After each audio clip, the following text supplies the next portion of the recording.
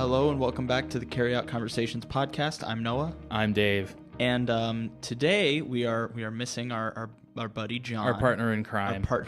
That's actually a really good way to put it. Because is hosting a podcast a crime now? No, but the things that we say on the podcast by certain 3-letter or 4-letter organizations could be viewed They're as thought crimes, right? Like it's Orwell. We're living in an Orwellian time. That's true. I don't think anyone's disputing that. I think people are just like, we're happy with our sedation. Like, we're happy with our iPhones and our TikToks and our because I can just sit and listen to podcasts and watch YouTube all day. So yeah, and don't do that except for our podcast. Yes, which you should podcast. Listen to all day, and it'll be great. Unfortunately, Jonathan couldn't join us tonight, but he will be back in the next one. Yep, he is. He is out there doing his secret co-op missions that we are not able to discuss in detail. Otherwise, we'd have to kill you. Otherwise, we'd have to he'd have to kill us. No, we'd just kill everybody that listens to our podcasts. Okay, so I like the joke, but should we start the podcast with threatening the audience? Yeah, why not? Okay, I don't think we've tried that before. You will listen to our podcast. Or you will be bodily harmed. Okay.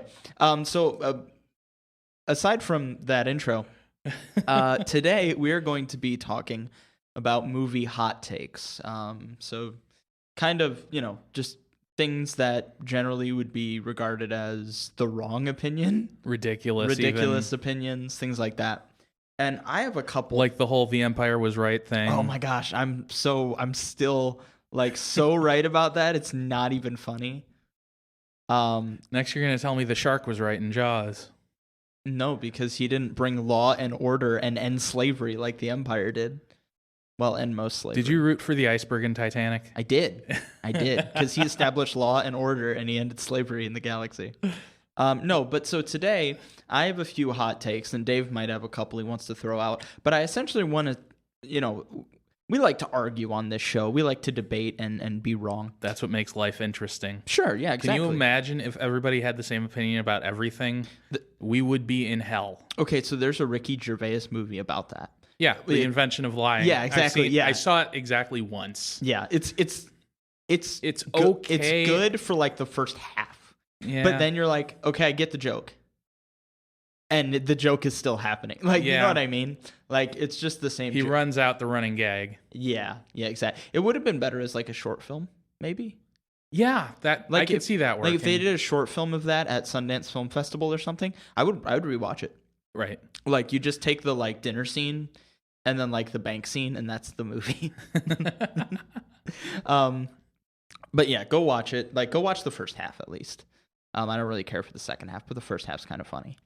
But hot takes. So as far as like movie hot takes go, I'm gonna come out swinging, and Dave might actually agree with me on this. Okay. But I believe that this is. I'm not saying this movie is the greatest movie of all time. Okay. I am saying this is the greatest American movie of all time. Okay, so it's something you hold in a high regard. Forrest Gump is the greatest American movie of all time. Well, I don't know that I can dispute that because I'm not really versed in foreign films. No, Forrest Gump. Yes, Forrest Gump is the greatest. So no, when I say American film, I don't mean like films made in America. I mean a film that exemplifies what it means to be American, or something completely diluted. No. Something that exemplifies the good aspects and the bad aspects of America. But like, for example, when people think of American films, they think of Rudy and Hoosiers and Back to the Future. And you know what I mean? I love Back to the Future. Yeah, but like Americana, not like Bill Gates scandal America. I mean like nostalgic, like American feel good. Right? Okay. Right? And yet it's the greatest American film because it can balance being lighthearted and silly and yet being real. That's true. There were a couple of pretty good very poignant scenes in that film, despite the absurdity of it all. That film is absurd. But no. No? No, it's a drama. Well, it is a drama, but no, it definitely has some absurd moments. Yes. For sure. Especially like the beginning when he's younger. Mm-hmm. Right? I mean, it's like he has these horrible back issues and he has like busted legs. He just starts running and his legs like his that fixes it. Right, yeah. Problem solved. Right, exactly. But it accomplishes what every American movie accomplishes in separate films. It does in one film.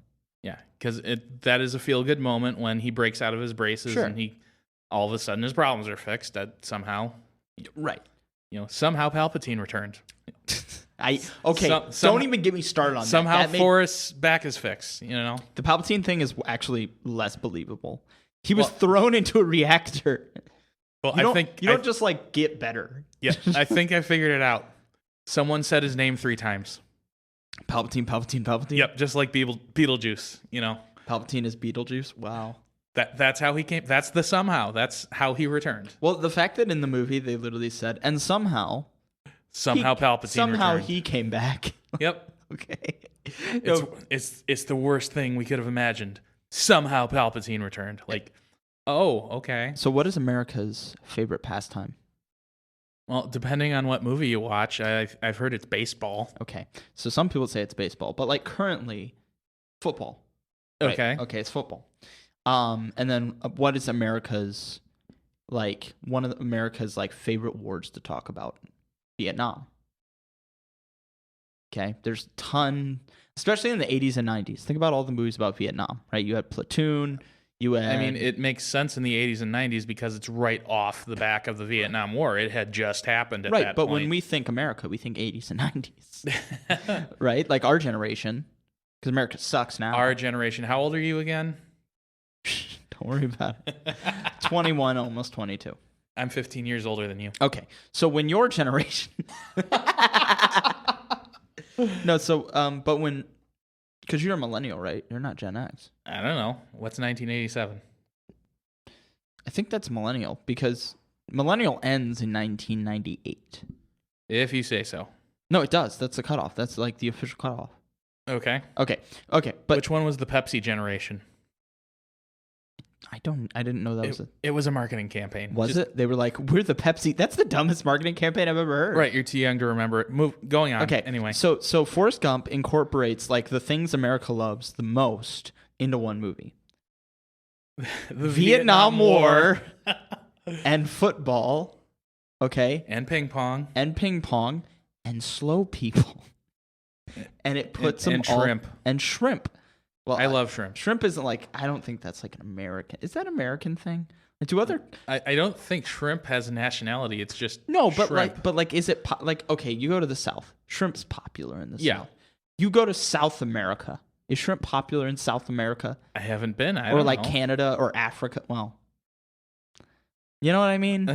Like, you don't go to France and they're like shrimp, right? I don't know. France has escargot. Isn't that snails? Yes. That's so gross.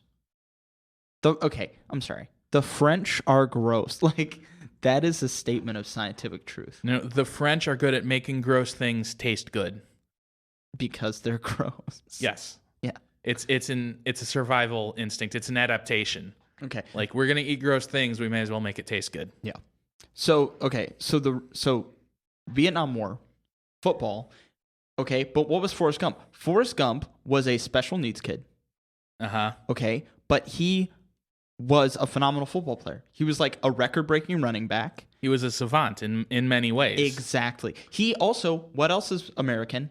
Elvis Presley. He taught Elvis Presley how to dance. Then he went to the Vietnam War and was a war hero who saved lives. Got the Medal of Honor and the Purple Heart because he got shot in the butt. Okay? So, was it Nixon or Kennedy that he told that to? It was Lyndon B. Johnson. Oh, is that right? It was. LBJ. Yeah, because like he shakes his hand and he's like, I gotta go to the bathroom. No, he said, I gotta pee. Oh, sorry. Like say it right next time. Sorry. If you're going to quote a movie, quote it right. I'm sorry. I watched the movie like 2 months ago, and I've been thinking about it a little bit since. I haven't seen it in a few years. Like, it's a good movie, and I will watch it again in the near future, but I haven't seen it in a little while. I've seen Forrest Gump probably 12 times. I think I saw it in theaters when it first came out. Really? Yeah, you're too young to remember that, but Well, how old were you when Forrest Gump came out? I don't know. What year was it? Like 94 or something? So how old am I? Okay, so 87, so 6 or 7. Okay. Wow. Depending on what month it was. Yeah. Okay. Yeah. So when I think of American movies, I can't think of anything more American than Forrest Gump. Rudy doesn't compare. Platoon doesn't compare. I will give you that. Forrest Gump is profoundly American. Okay. So it is. So you agree with me. So we'll agree with that Forrest one, Gump yes. is the most American movie of all time. I don't know of the most, but No. I'd that be is hard the pressed. hot take. That is the hot I'd take. be hard pressed to find a worthy competitor. We'll put Okay. it that way. So now here's one that's an even hotter take. Oh no. The best Star Wars movie of all time is Revenge of the Sith. It's the best of the prequel trilogy. We know that much. Not what I said. That's not disputed. The best Star Wars movie of all time is Okay. Revenge of the Sith. Where are you getting that from? I'm getting it from the truth. Okay. That is like the perfect argument to end an argument. What's your source? The truth. The truth. Mic drop. I didn't get my source from the lie like you. Okay. But Revenge of the Sith. Okay. So I'm going to say, I'm going to start off by saying the original trilogy is phenomenal. Okay. Yes. It really is. Especially my favorite performance is a performance by Sir Alec Guinness. It was Absolutely. absolutely amazing. He was an excellent Obi-Wan. Like, he originated the part, obviously, but I but can't imagine anyone else. Right. So, but who's the only person who arguably is a better Obi-Wan? Ewan McGregor. The only other Obi-Wan there is. I mean, there were there's other many, voice actors, yeah. but like Right. live action. But Ewan McGregor, right? Yeah. So, Ewan McGregor does a perfect job, in my opinion, of playing Obi-Wan. At least in the third movie, he literally feels like that old man as a younger, less patient self. Yes. Like, he really does. I won't dispute that. I agree. Right. Now, the other thing I'm going to say is he fits better within the world the third movie had established than Sir Alec Guinness did in the other film. Okay. And what I mean by that is the first Star Wars movie is kind of like, okay, well, we're on this sand planet, and there's this old wizard, and he teaches this young guy, lies to this young guy and says, like, your dad was killed by this dude, and you have to go stop this dude. But by the third movie is... That was also Harry Potter. Yeah. Yeah, there's the old wizard, like, oh yeah, your parents were killed, and you got to stop the guy that did it. Right, exactly. So it's fine to have a simple story, Mm-hmm. but the Star Wars series, the original series, is a series of about family and battle and redemption. Okay. And the prequels are a tragedy. Yes, no doubt. Okay, so the second and the first one are a tragedy because they're bad movies, but the third one is a tragedy because it's heartbreaking. Phantom Menace had wasted potential. I'm not just talking about Darth Maul. Like, it sets up the story, but they could have done so much more with it. Liam Neeson did great. No as Qui-Gon. no question. Great as Qui-Gon. That's why every iteration of Qui-Gon Looks like Liam Neeson. Yeah, takes after that performance. 'Cause Yeah. no doubt that was a stunning performance. One of the things that I love about Qui-Gon's character is he's kind of a hippie, and the Jedi kind of don't like him. All right, we're gonna go there. Just like Jesus. Well, Qui-Gon was meant to be similar to Jesus in many ways. He was meant to be like, kind of a mentor, Christ-like figure. Yeah, for Anakin. And he was going against the established body of rule at the time. Sure. And guess what? They were wrong. Yeah, they were. About a lot of things. Yeah, they were. Qui-Gon would have not been cool with the Jedi becoming soldiers in a war. He would have probably left the Order. Kind of like opinion. Ahsoka did. Well, think about it. Qui-Gon dies. What does Dooku do? Bye. Right. He's like, I know. Like Dooku. Okay, I think Dooku is right on a lot of things, but we won't get into that. Okay. But the third Star Wars movie it's essentially a tragic like opera story. Yes, absolutely. Okay. It's Anakin's fall to the dark side. Yeah.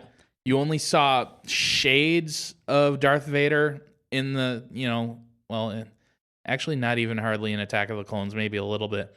The Clone Wars show. Yeah, does a much greater job at expanding on Anakin's gradual shift towards Darth Vader. Mm-hmm. And I think Clone Wars is better than Episode 3. No doubt. I do. Even with Obi-Wan's character, it's better than Episode 3. Yeah. But we're talking only about the live-action films. Okay. Right? And so Episode 3, the opening, that amazing opening. I mean, it's a massive space battle. The pacing is good. The chemistry between Anakin and Obi-Wan is flawless. Then the fight between him and Dooku and how that reveals his, killing someone affects you. Most of the war, he didn't kill people. Like a couple times in the Clone Wars he did. But in Star Wars, up to that point in the movies, he didn't really kill a lot of people other than the Sand People. Right. Smashing battle droids doesn't affect you psychologically. Killing people does. Killing people does. Exactly. So, but killing someone who's defenseless. Oh, yeah. Because he cut off Dooku's arms. Dooku's like 80. Yeah. He killed an old man after he cut his arms off.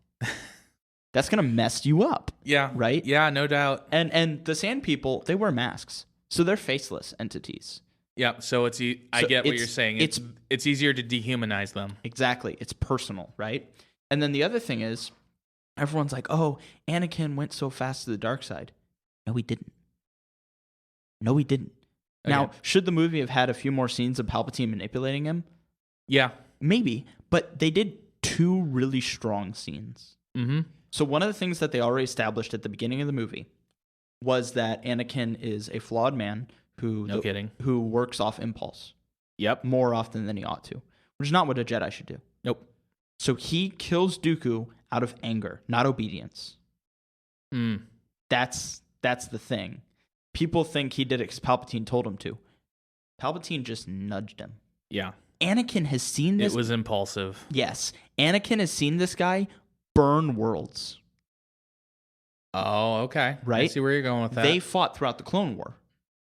Right? So they fought throughout the Clone War. He has seen this guy burn worlds, support slavery, the trade that got him enslaved and his mother killed. Yep. Right? Because the CIS was not anti-slavery. And got a lot of their money from cartels and stuff also. Mm-hmm. And illegal banking, which he hated, which is one of the reasons Tatooine was so poor, which is why the slave trade. So Anakin, everything that he had fought against, his whole life was represented in Dooku, and he killed the man out of hatred. Yep, which is the start on the path to the dark side. Exactly. And so Palpatine, all Palpatine's doing is guiding Anakin's hatred and lying to him, obviously. Doesn't even have to manipulate him that hard. It's just like, hey. He just says, do it. Do it. Yeah. And you'll feel better. That was just a slight nudge. Yep. Also, who wasn't supervising him in that moment? Obi-Wan. Or anyone, really. Well, most of the Jedi Council, Anakin hates. That's true. He respects Yoda. Yes. He doesn't like Yoda. He respects him. Mm-hmm. They're not like close friends. No. But he respects his wisdom, which is why he goes to him for advice. But he loves Obi-Wan as a brother, as an older brother. Obi-Wan's almost like his conscience. Exactly. So Obi-Wan's unconscious. Anakin kills Dooku out of hatred. Because of all the stuff he's seen Dooku do. So that right there, he's mostly already in the dark side. Yep. Just from hatred. So like people take like Star Wars, like the third one, they're like, oh, it was good, best prequel. But no, like when you really think about it, the first 20 minutes of the movie are perfect. Okay. Now it gets better. Oh? It gets better. He goes back to Coruscant, right? Mm-hmm. What's the first thing he does there? Runs into Padme. And she says, I'm pregnant. And in that one scene where she sees she's pregnant, you see fear, regret, and joy come over Hayden Christensen's face. I'd have to go rewatch. I haven't seen Yeah. that movie in quite a few years at this point. And that's fine. But a lot of people say Hayden Christensen's a bad actor. And in parts of the movie, he kind of is. Like the part where he's like, what have I done? Bad acting or is it bad direction? A little bit of both. But a good actor can only work with what he has to work with. So yes, that's true. I'm not saying he's a great actor. I don't really know. Well, I think he did better in the Obi-Wan series. Him and Ewan McGregor, they were great. That show was great. Have you ever seen like M. Night Shyamalan movies? Name a couple. Signs. No. You never seen Signs? No. That's actually surprising. Sixth Sense. I've seen The Sixth Sense. Okay. Sixth Sense is like one of his good movies. The Happening. No. Okay. I'm blanking now. I used to the really bad Avatar remake. The what? The bad Avatar, The Last Airbender remake. Oh, no. No? Okay. Well, M. Night Shyamalan... Not familiar with Avatar, The Last Airbender to begin with. Okay, so. that's fine. Well, M. Night Shyamalan is known for being a director who sucks the emotion out of good actors. So there is a sense in which I get that bad direction can lead to that. Yes. But, so Anakin gets back on Coruscant. You have this amazing scene with him and his wife. He finds out he's pregnant. And this is a guy who's traumatized because he himself wasn't protected as a child from the world when he should have been. And so he has like this burden of his wife who he loves, and he's a man ruled by his passions, as we've already seen. And now he has a baby, and then he gets these nightmares. Yeah. And those nightmares show his wife dying. Yeah. So who does he go to? How's anyone going to react to that? Exactly. Especially a traumatized soldier who is being manipulated by the devil. Oh, he's just the devil now. Well, Palpatine kind of is the devil. Because it's canon he caused Anakin's birth. Okay. Because he literally made Anakin be born through the power of the Force for this reason. Yeah.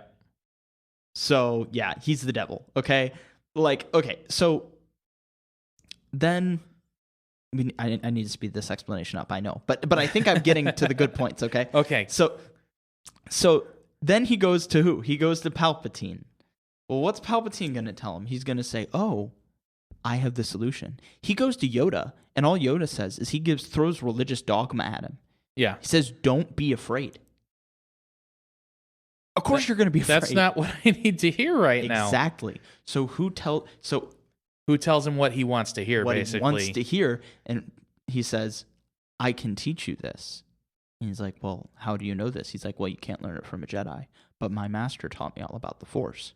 By the time Anakin realizes he's a Sith Lord, it doesn't matter. Right. Because he's past the point of Sith and Jedi. It's to the point now where who will protect my family? I like after all is said and done, Palpatine's like, oh, together we can rediscover this. Like, I thought you knew already, dude. Yeah, exactly. Well, because he's lying. Yeah. And his plan is to kill Padme and to have Padme and the babies die. That's why they had to be hidden, right? Right. But so all this... I believe I'm not sure if it's canon. I think it's fan theory at this point that in those final scenes of Revenge of the Sith, to keep Darth Vader alive, Palpatine is siphoning off Padme's life force, and that's why she dies at the end. That's interesting. Maybe that is just fan theory at this point, but so there is a Force ability called Force Drain where you can do that. So that's canon, the ability to do that. And if Palpatine knew how to do that, there's no doubt he was doing that then, because Anakin was pretty wrecked at that point. Yeah. So to keep him alive before his suit was fully in place, he might have had to do that. The most messed up thing about Darth Vader's suit is it's designed to keep Anakin in constant pain. Yes, that's to keep him weak. Because Palpatine knew that he was actually more powerful than he was. Mm-hmm. Anakin was more powerful than Palpatine was, so he had to keep him limited, to keep him on a leash, so to speak. Yeah. The strongest Anakin ever was in his fight with Obi-Wan, by far. So Anakin has all these nightmares. He goes through all this stuff. The final confrontation happens with Mace Windu, okay? The reason he saved Mace Windu isn't because he loves Palpatine and he hates the Jedi. He needs Palpatine. He thinks he needs him to save his child. That's why he did what he did. Then, after that point, he realizes he's too far gone. That hatred built up to the point where he killed a Jedi. I thought he did that because he threw off the Emperor's groove. That's really funny. Oh, you're throwing off my groove. I'm sorry, master, but you threw off the Emperor's groove. Unlimited power. Okay, so he does all that. Now he's to the point where he's mentally deranged. He goes and he commits Order 66, and he kills younglings. Yep. So at that point, what's a few more bodies? Exactly. So now he has worked himself up into this murder frenzy. He went from a good soldier doing the right thing in spite of his trauma to very quickly that trauma turning around and forcing him to be the very thing he wanted to destroy. That is good storytelling. Yep. And at this point, I'd like to break and say that take care of your mental health is very important, because don't be like Anakin. Yeah, don't kill the elderly. Or children. Or children. Probably especially children, but probably not either. Don't kill anybody. Get a better therapist than Yoda also. Yeah. That's true, because Yoda doesn't really help him either. No, well, because Yoda thinks that the Jedi have all the answers, and we find out later in the movies the Jedi were wrong. Very wrong. Right. So, which is why even though Jonathan disagreed with me that the Empire was good, he said the Sith were right, which is an important distinction. Mm-hmm. So, okay, so all this bad stuff happens. Obi-Wan shows up. Keep in mind for Obi-Wan, it's been 3 days. It's been like 3 days. Last time he was here, his friend was a war hero. Yeah. A good Jedi, right? He comes back and he has killed a ton of children, and he has strangled his pregnant wife, and almost killed her. And so that final clash is fueled by emotion. Like, holy crap, who are you? Yeah. Who is this guy? Yeah, he doesn't know who he is. Yeah. Exactly. So he, like, that's why he says, like, at the end, like, you were my brother. I loved you. Yes. What he means is you're not who you were. You're a different animal now. That's why, think about it, Obi-Wan, even in Clone Wars, whenever Anakin would do anything like too aggressive, he'd shun him. When Anakin, in Clone Wars, there's a scene where Anakin killed a guy who was going to blow them all up. Mm-hmm. Obi-Wan was mad at him. He saved their lives. Obi-Wan was mad that he killed a man. Right. Right? And like Obi-Wan has always been pretty strict on that, right? Mm-hmm. And so, but he leaves Anakin to die. He leaves him to be burnt to death. Mm-hmm. Right? So Anakin became so evil to the point where even Obi-Wan had to darken himself to do the right thing. And that is good writing. And extraordinarily tragic. Exactly. So okay, here's what makes it even crazier. The way that they depict Anakin in that end scene has direct correlation with Renaissance art. Okay. So I haven't heard. Yeah. So this is like really, really interesting. I'm going to see if I can find the photo for you. But it's a picture of Lucifer, and then there's an image of Anakin. Is Lucifer going, no? No, it's the same facial expression. This is insane. Look at that.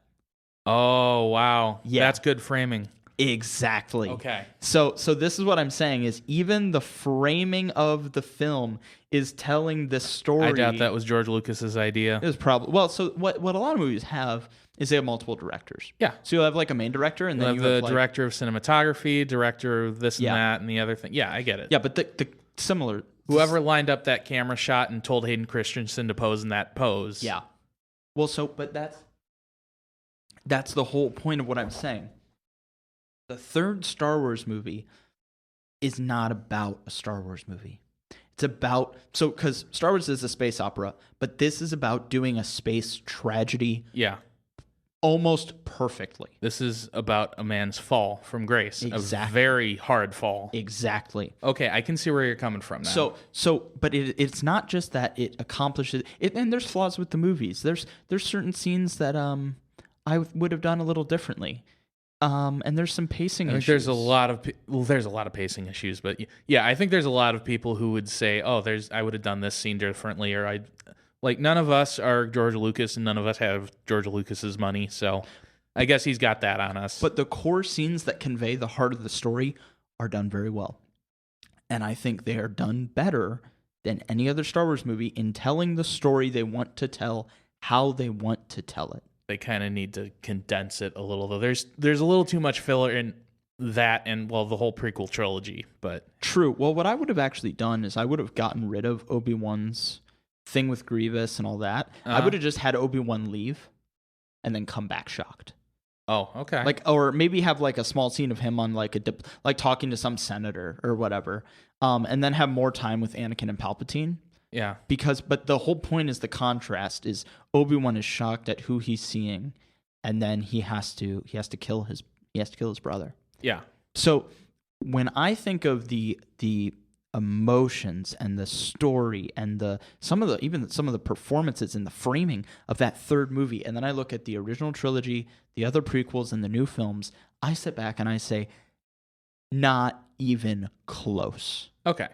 So that is why, those are the reasons I think, and there's a few more reasons, but those are the main reasons why I think overall, from character, story, pacing, all that, even with some of the issues, that is the best Star Wars movie. So I can see your point of view here.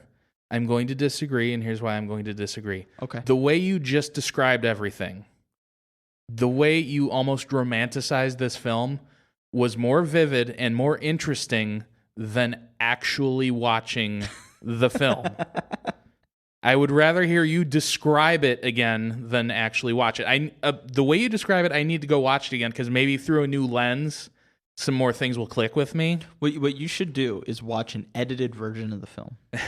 So no, because there's certain edited versions where they add in extended scenes and they clip other scenes. Yeah, that make the movie better paced, because pacing is the issue. Yes, cut out the filler and let's watch the story unfold. Well, here's what you should actually do. Screw the edited version. Go watch the opening battle, the talk with Palpatine, the talk with his wife, and the final fight. The bubble theater thing? Yeah, that's it. Watch those 4 scenes. And do you know the story of Darth Plagueis the Wise? Dude, the final battle with him and Obi-Wan and then the Darth Plagueis scene, that alone makes it better than all the other Star Wars films. Okay, I'll have to go rewatch those. Yeah, please. I think maybe my memory of the film is tainted by the pacing issues and, all the technical problems. Yeah. But well, like I said, there's stuff in there that shouldn't be in there because that's the problem all the prequels had. So good story, poorly executed. Well executed in some places, but overall poorly executed. Well, and that's where the movie fails, is it has a tonal issue. Right? Like it should have been R-rated. It should have been an R-rated film, and it should have gone all the way with it, and it would have been Oscar worthy. Oh, you want to see those younglings get chopped to bits? No, I don't think so. I think it doesn't even have to be the younglings, but it needs to be the whole film needs to feel different, because the opening scene is very light and very fun, and we're shooting droids, we're destroying battleships. The second after Anakin kills Dooku, it should have taken a really dark shift and stayed there. Yes, exactly. There are dark shifts, but then we're back and forth ping-ponging. Yeah, well, because most of the discussions in the movie that Anakin's having are heavy and dark. Yes. The ones he's having about Yoda, where even the Yoda conversations where he's like, hey, I'm terrified and I'm doubting. And Yoda is like, you can't. And he's like, well, what do I do? Like, and then he goes to another guy. Yeah, that's not exactly guidance now, is it? Exactly. So like all the conversations Anakin's having are very dark. And then they go to Obi-Wan's little adventure. They should have cut all that out. So, because the only light, the contrast should have been, you see Obi-Wan smile when they're saying goodbye. And then you see, that's the last time you see him smile. Oh, yeah. And then when he sees Anakin the last time, that look of shock on his face, like, who have you become? Who are you? All that goofy stuff with General Grievous, where he's having fun, cut that out. Yeah. And just, goodbye, may the Force be with you, smile, wave. And then it's a descent into children. Madness. Yes. Yeah. That's the next thing he sees. Okay. It's happened over 2 days. But yeah, that's my hot take. All right. So here's mine. You have a hot take? I have one. Okay, let's see it. I thought of, but we're already halfway through, so that's fine. We have time. Wait, yes. I did 2. You can do 1 or 2. Yeah. See if I come up with another one. Ariel deserved all the trickery that happened to her. Oh no, 100%. Yeah. Oh yeah. So okay, Ursula sings the villain song, poor unfortunate souls. Ariel buys into it. Ariel is the daughter of royalty, and not just any royalty, the most powerful creature in the entire ocean. Poseidon. Sure. That's what he represents, but yes. So she is one of the most privileged creatures in all the ocean. She's not poor or unfortunate in any way. Yeah. Okay, that wasn't much of a debate. Well, no, but like I want to tease that out a little bit because that's hilarious. So she goes to this evil witch, and then the evil witch is like, "Oh, you poor thing! Yeah, you're so mistreated." And then she sees these like little monsters who are people that didn't keep their deal with the evil squid witch. And she's like literally, it's like when someone gives you drugs and they're like, "Oh well, don't overdose, don't get addicted." And then they show you an addict, then they're like, "This is my addict friend. Here's meth." Like, no. Like, Ariel's dumb. Like, and read the warning signs. Yeah, and I know her mom died, but like, her dad is what's her dad's name? I think it's just King Triton. I don't think King it's Trident. I thought it Triton, Triton. Trident. Okay. Not Trident, not the gum. Triton. Trident. Sure. I'm sorry, why can't I pronounce this? I don't know. Trident. Close enough. That's the gum again, but what are you saying? You say it. Okay, imagine the word try, T-R-Y. Try. And then ton. Triton. Triton. Oh, that's sick. I don't like that. I don't like that name. And I could be wrong. I could be remembering it wrong. It's Trident. Sure. It's that minty gum, Well, no, but like the weapon, a trident. Yes, he carries a trident. Yeah. So King Trident. He's the king with the trident. He should be king, not King Trident. That sounds dumb. Oh, I didn't write the movie. Yes, you did. Okay. So yeah, Little Mermaid. Yeah. Yeah, she is. Yeah, she got what she deserved. Yeah. Because she's so dumb. She runs around collecting forks. She has like all this wealth. And she's like, "Oh, but I want to go on Earth and have like a boyfriend." It's really a grass is greener story.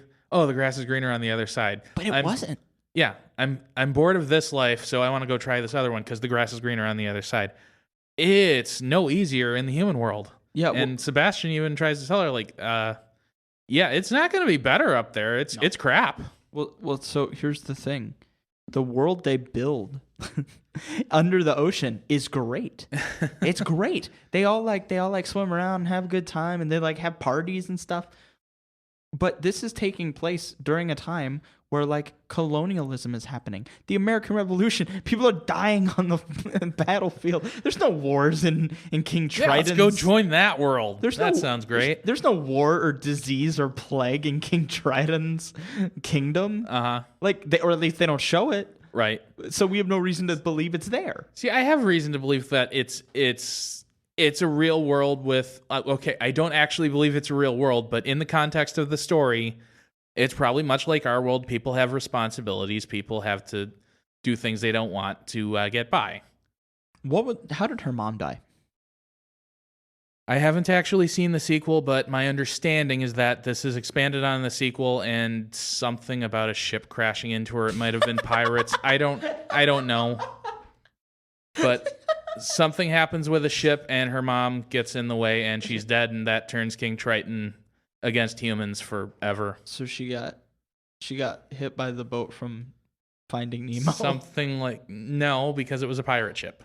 Okay. The boat from Finding Nemo was a fishing boat. A massive fishing boat that I found out later was a really small fishing boat. Yes, that one. Yeah, no, I think you're right. I think that's a fairly hot take, especially for people who are big Disney fans. I mean, I love Disney movies. I'm sick of them. Oh, okay. Well, like I'm so tired of the naive. Star Wars is technically a Disney movie now. Technically. No, they weren't. When I say Star Wars, I like the Star Wars that was made before Disney, and even like the books that were made before Disney, like the old Legends. Yeah, material? the Legends canon is the best part of Star Wars. Except it's not canon anymore. Yeah, it is. So they have two canons now, though. They have a Legends canon and they have a regular canon. Mm-hmm. And so the Legends canon is still, it's just an alternate universe, and that's the one I decide to like. So, but Fair enough. But yeah.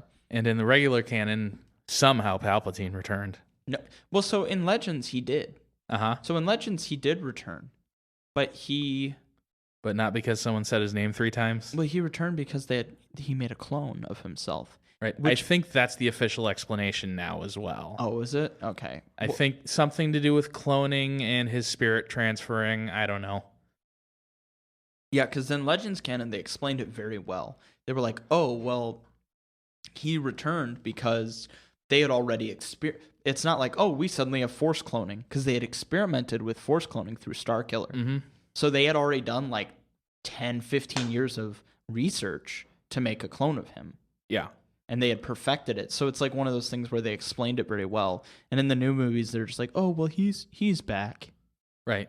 I believe there's comics or something to expand on it. And I think they're kind of doing that in The Mandalorian with actually every season of The Mandalorian, because there's some kind of cloning experiment going on. And then in The Bad Batch as well. Have you seen any of that? I refuse to watch The Bad Batch. Why do you refuse to watch The Bad Batch? Because I found out what it really was. Okay. I found out it was just like these guys running around doing adventures and like helping this one clone chick or like kid or whatever, and I don't care. I liked Clone Wars because of the war. Right. There wasn't just a side quest every week. It was a story unfolding. I get that. But I didn't like the side story of like, oh, well, these are... One of the most interesting times in Star Wars is before the movies start, the original trilogy starts, and Clone Wars ends. And I don't like the way Disney has treated that time. Okay. So, even though I don't like anything to do with anything against the Empire, I don't like. Right. Well, in The Bad Batch, some cloning experiments are alluded to, and as well in The Mandalorian, cloning experiments are alluding to. So I think that's what they're building up to, is the somehow, explaining the somehow by which Palpatine returned. Yeah, but you do that first. And also you don't like, okay, I don't like how people are doing this now. How people are saying, well, we'll explain it in a TV show, and then we'll do this in a movie. What if they didn't watch the show? You think we're all drones who buy Disney Plus and watch everything you put out? Yes. Okay, well, I'm not. Okay, I might watch the movie. But I might not watch the show. And if I do watch the show, I'm gonna steal it. Just like I have no knowledge of the Harry Potter canon beyond the films. I never actually read the books. I haven't seen any of the expanded universe like Fantastic Beasts or any of that. What was I gonna say? Oh, so to your point that we're all mindless drones who are going to watch everything Disney puts out, in the middle of the Boba Fett show, the Book of Boba Fett, there's like 2 episodes where it's The Mandalorian. Sure. Like you hardly even see Boba Fett. It's just the Mandalorian storyline just randomly picks up. And then eventually at the end of that series, the 2 timelines the 2 stories converge, and the Mandalorian's there and he's helping Boba Fett and whatever. Like, and then season 3 of The Mandalorian picks up, and something that happened at the end of season 2 is basically undone by the start of season 3. And unless you watch the Book of Boba Fett, you have no idea how that happened. So here's my issue with Disney Plus, Amazon Prime, Netflix, Hulu. I do have Amazon Prime because it's free with my shipping subscription. Right. That is the only subscription I have. Okay. And the reason for that is because, and I'm not going to name a website, I'm also not encouraging any behavior. I have an ad blocker. Yes. A free one that works. I don't pay for shows. Uh-huh. Okay. I'm not going to say how I don't pay for shows. Right. It's easy for anyone to do. Very, very easy for anyone, even someone not good with computers, to do. Mm-hmm. But I get my HD movies and my everything free, and I have never had malware issues because the ad blocker, I don't get pop-ups. Uh-huh. And I've been safe. and I will continue to be safe, and I will continue not to pay for movies other than going to the theater. Okay. So even then, is that experience worth it anymore? Because movie tickets are getting ridiculous these days. So they're cheaper now. Are they? Yeah. So Because demand has dropped, probably. Yep. So also the best way to do it is if you come into some theaters like a minute or two after the movie starts, when the ads are playing, you get half off tickets. Oh. So I've been doing that. I go to a movie, I pay $5 for a ticket, And then buy a $20 popcorn. No, I eat beforehand. No, I want the movie theater popcorn. Okay, well then fine, get it, but get a small or like get a medium. But then I have to refill it 20 times and I miss half the movie. Eat before you go. Well, so like, or get a drink. Like you can get a drink for like $3. Yeah. So you buy a half off ticket and you buy a drink or whatever, and it's less than $10 to go to the movies. Yesterday I went to the movies. I paid $7.50. Nice. And that was the regular ticket over at Cinemark. Nice. So yeah, so movies don't have to even be that expensive, but we waste so much money on subscriptions, and these companies, they've gone to the subscription model. They're dependent on it, but they're also depending on you forgetting how many you have. Yeah, and you the bills just keep Well, the average American has like 6 to 8 like entertainment subscriptions. YouTube is free. Ad blockers are free, and semi-legal websites are also free. And guess what? Not to mention, once you get 6 or 8 subscriptions, not prescriptions. Prescriptions are ridiculous as well, but we'll talk about that in another show. Yeah. But once you get 6 or 8 subscriptions, you're basically paying the same price as cable anyway. Does anyone want cable anymore? No. Because you don't have much choice if you buy a cable package. Like, what's the point in buying cable TV? Most of those companies are just focusing on internet now. Yeah. They're like, oh, well, that's all I have. I have an internet package. That's it. Yeah, exactly. So yeah, and even with cable, there's free alternatives to cable. Yeah. Pluto TV. Haven't used it. So Pluto TV is a free platform. How do they make it free? Ads. Mm-hmm. Okay. But there's less ads than are on cable, and you used to pay money for cable. And on Pluto TV, you can search a show and watch backlogs too. Right. So, hey, you don't want to go pirate something, but you want to watch TV? Do Pluto TV. They might not have your favorite shows, but if you're watching cable for like Cooking Network and Nat Geo, yeah, maybe I'll have to look into that. But what I'm saying is we spend so much money on this entertainment crap when it's free. We've been given the internet. The internet gives us free access to this stuff.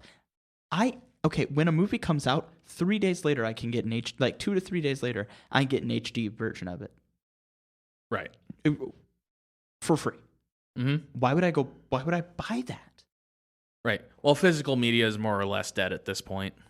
Well, okay. Well, and here's the other thing. It's like, oh, well, what if they take my favorite thing off the internet? USB drive. Uh-huh. Buy a USB drive. Download 1,000 movies onto it. Take it with you. Right. You know? That's the argument to be made for curating your own collection. If it's a movie you're really like, because that happens to me every now and then. I'll be like, oh, I haven't seen this movie in like 3 years. I want to see it again. Nobody has it. Amazon doesn't have it for free. Amazon has it to rent or buy, which I don't want to do because what's the point? You're buying. Well, Disney Plus doesn't have it. Hulu doesn't have it. Nobody has it. So what options do I actually have there? Well, there are certain websites, yes, that do have it for free. They don't even charge you. Might be crappy quality though. Well, you got to find the right ones, and that's where the thing comes. That's where people will find a website and they'll be like, "Oh, well, I found this really good movie website. There's all these ads." Yeah, ad blocker. Right. So even then, if it was available on a streaming service with ads, I'd probably still watch it. It's slightly inconvenient, but at least it's there. But a lot of times, the movie I want to watch isn't anywhere. Yeah.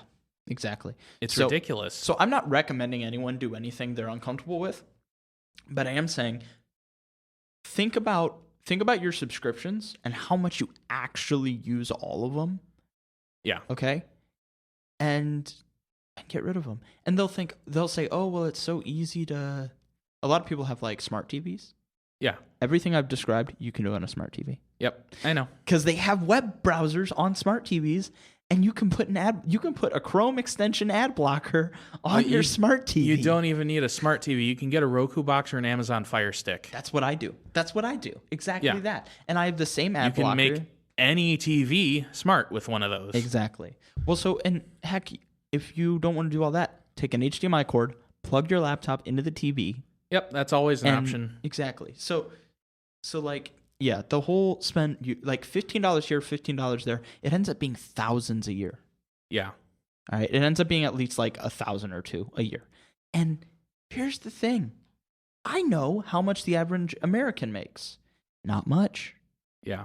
It's a waste of money in most cases. So if you could take even half that and invest it in something else, or use it on groceries or home repairs, that's a grocery bill every month.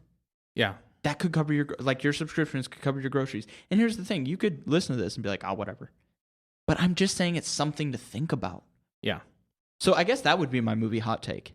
I don't think we should waste money on subscriptions anymore. To a point, I'll have to agree with that. Yeah. That's the thing. Like, these streaming services, like when Netflix first started, it was great because anything I wanted to watch was on there. Mm. And Netflix wasn't so restrictive about password sharing or anything like that. So at the beginning, especially when it was like, what, $7 a month or something? Now it's like 15. Yeah. It was worth it back then, but their service has gotten worse and they've become more restrictive. So why would anyone even get a Netflix subscription anymore? Because there's hardly anything on there anyone wants to watch. Yeah, also pirating. I'll just call it pirating. That's what it is. Pirating. I get all my stuff on one platform. I don't have to go to Netflix, to HBO, to Disney Plus, to this, to that. Click around on my little app screen on my TV or on my phone, because it's all there. Okay, and you know why? You know why the FBI doesn't take these sites down? Because they don't give a shit. They got more important stuff to do. Well, not only that, but anytime they do, another one just pops up in its place. Also, they did that with... The will of the people has spoken. Yeah. People don't want to pay for 7 different subscriptions and still be limited in what they can watch. Exactly. Exactly. But a lot of people don't pirate. They view it as inconvenient. It's actually more... I think it's more convenient than a subscription service. I really do. Again, I'm not saying do it. In some ways, yes. Well, in what ways is it not? Well, okay, for instance, if I want to search for a movie, I use an Amazon Fire Stick. Mm-hmm. So I just click the voice button and say the name of the movie. Sure. It'll search every service I'm I can't talk. It'll search every service I'm subscribed to, mm-hmm. and it'll say, oh, this movie is available on this. I click it and it plays. True. So in that way, it's more convenient. Sure, but on that same Fire Stick, you could set it up to be the first thing on your homepage. You click it, and then you voice search. Hey, go to this website. It goes to that website. Click on the website. Then you click on that, and you say, "Hey, go to this movie." And then it's like 12 more seconds. It's 12 more seconds, for what? $100 a month? More? So that is an amount of payment per hour you could only hope for at a job. No, because when you think of it that way, it's true. Because what we do when we work, people, if someone's hourly, right, they are trading time for money. Yes. And that's the agreement that we as a nation, for many people, have come to, right? Right. So it's the same way with savings. It's a different argument, but a lot of us are trading our time for way less money than we should be making. Yes, exactly. But and $100 for 12 seconds of your time. That would be amazing. Exactly. So, and then they think, well, I'm going to spend 12 extra seconds every time I search something. Okay, let's say you watch one movie a day. Still more than $100 an hour. Right. If it's more than your hourly wage, then it's worth doing the extra time. Right.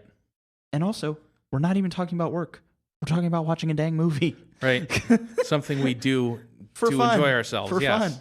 So you're like, the better way to think of it, instead of like, oh, I'm saving money. No. You're getting paid. Carry Out Conversations does not advocate piracy, nor have we ever advocated piracy. We do not advocate piracy. What you do is what you do at your own risk.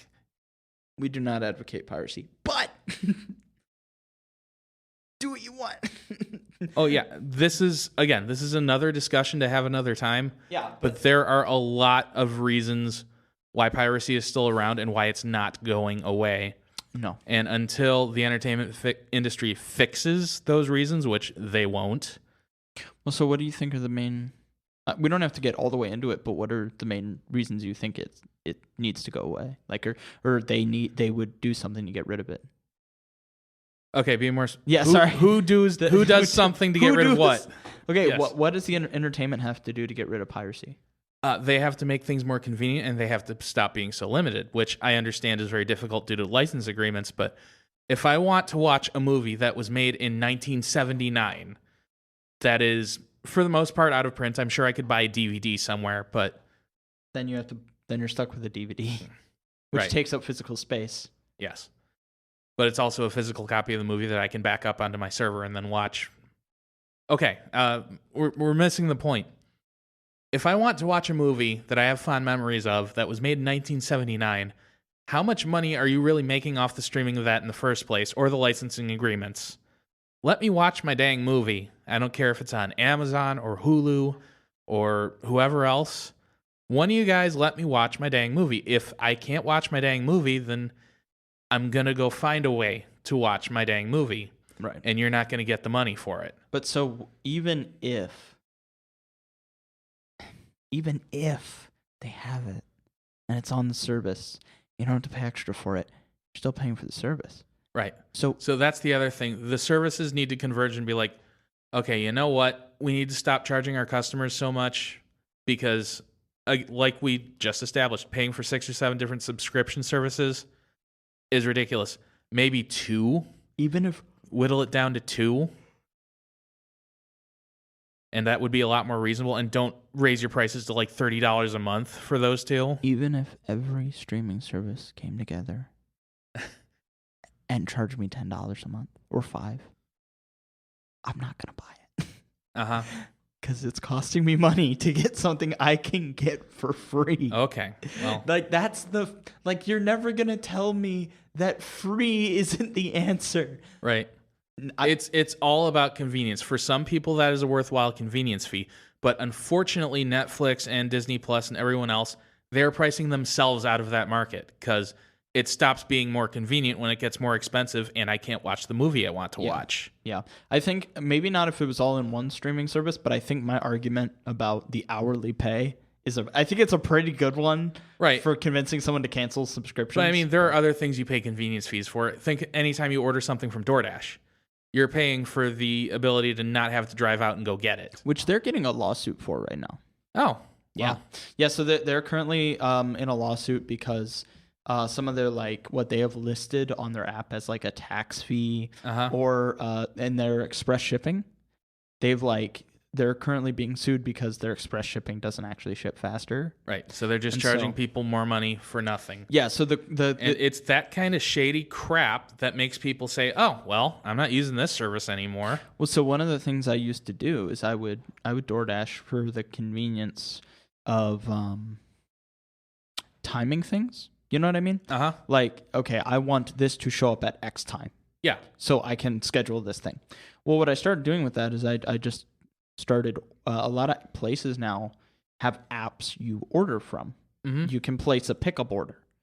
You've always been able to call into a pickup order, but doing it through an app's more convenient. Yes, absolutely. So I've done that with a lot of places where I pick up, I save money, even on gas. It's not that much. So I like Little Caesars. Mhm. It is so they do. The pizza portal. Yeah, they do. But they do slices and sticks pizza. Yeah. It's 4 pizzas, and then the other half of the pizza is breadsticks. Mhm. Most people, when they get Little Caesars, they want breadsticks and pizza, not Yeah. just pizza. It's convenient. Yeah.